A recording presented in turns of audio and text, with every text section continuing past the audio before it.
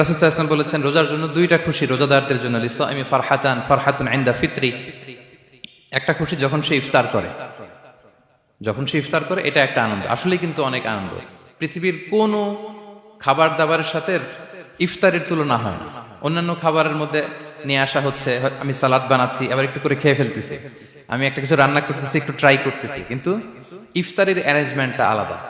কেউ ট্রাই করতে পারতেছি না, শুধু আনা হচ্ছে, টেবিলে সাজানো হচ্ছে, রাখা হচ্ছে, দোয়া হচ্ছে, বারবার ঘড়ির দিকে তাকানো হচ্ছে কখন সেই মুহূর্তটা আসবে।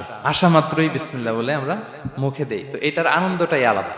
এবং রোজা শেষে প্রথম যে খাবারটা আমাদের মুখে লাগে, এটার যে স্বাদ পৃথিবীর অন্য কোনো খাবারের ওই স্বাদ হয় না।